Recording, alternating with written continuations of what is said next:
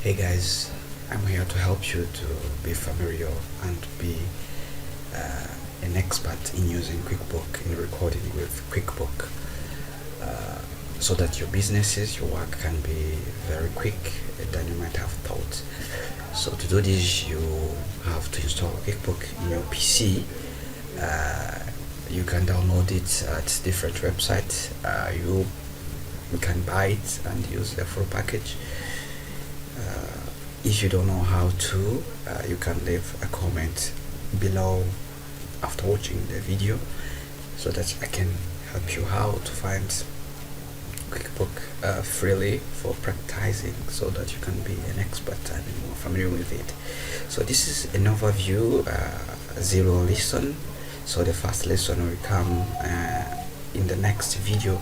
So I want to show what includes in QuickBook, so that we can have the first lesson with the audience which might have some knowledge about QuickBook. So I've already installed QuickBook in my PC, so that here we have a home page. We have an insight, as you see. Let me start here. Our home page contains 5 parts, which are vendors, customers, employees, companies, and banking, as you can see by yourself. But also it has what you call insight. This insight, it shows you net income by considering income total and considering to expense. So the difference will give you net income. This is what this insight show you. Actually, it gives the overview of your operation. How much are you earning? How much are you losing? So, but also here at the top, we have files, edit, list, favorites, company, customers, vendors, employees, banking reports. You might notice that there are some element which also can be found at homepage. At the same time can be found at this top. This gives you an easy way of finding things. If you can find one by maybe stress of thinking, if you can find it at the home page, you can also still come here at the top and find the thing. The first important thing you have to do, you have to create a company so that you can start recording or entering your transaction. You do that by come here at the file and go to new company. Okay, but this I will have to deal with it when we are living at our first lesson, where we will have an example accompanying every and each explanation. But also you can modify the settings in QuickBook. If you download or you bought a package, you might find after there are some settings, you can still go and change it through pass in edits and go to preference, where there is different things, and also you have different option to modify each of these as you wish, according to the transaction, according to the nature of the company.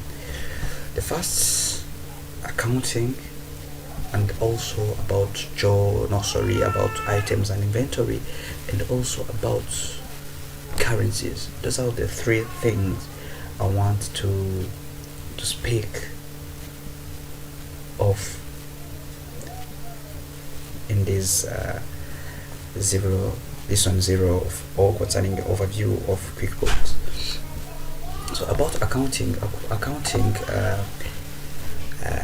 consists accounts consists closing date, or some might call it accounting period, when you close your book, when you report.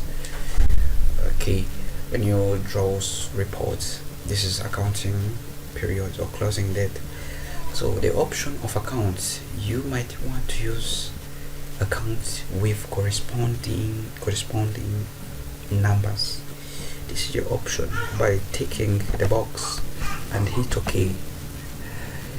If you come here to chart of account, where all accounts are restored and are created, so you might find that every account and each of all any account here have an allocated number. So you can also go and still change it if you wish to. Edit and preference, then you go to accounting and company preferences, then you untick the box. If you hit OK, the account will stay there, but there is no corresponding number to each account. Let us check it out. You see, accounts are still there, but there is no corresponding number. This is your choice, depending maybe on the procedure of the companies and the policy. You still have to make your choice. Okay. Also, the things about company I was talking about is about dates which books are closed.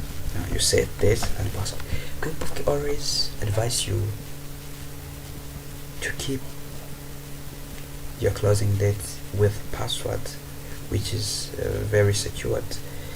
There is no anyone who can come and change it, because the changing of accounting period will cause a damage and will cause inconsistency in recording in data already recorded. So when you are driving a report, you might lose some data. So always you come and change it, then you put password to protect your closing dates for your benefit. Okay.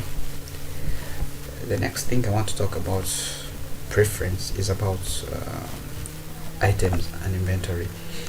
Mostly if you download or you bought a package, you did not find inventory and purchase order active, because you mostly find it looks like this.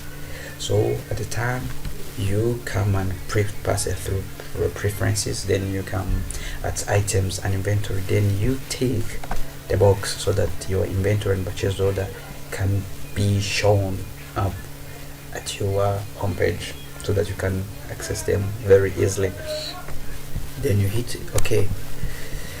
But also I want to talk about multiple currencies or currencies in general.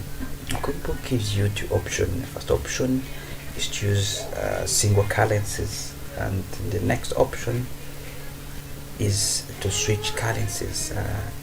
If you choose to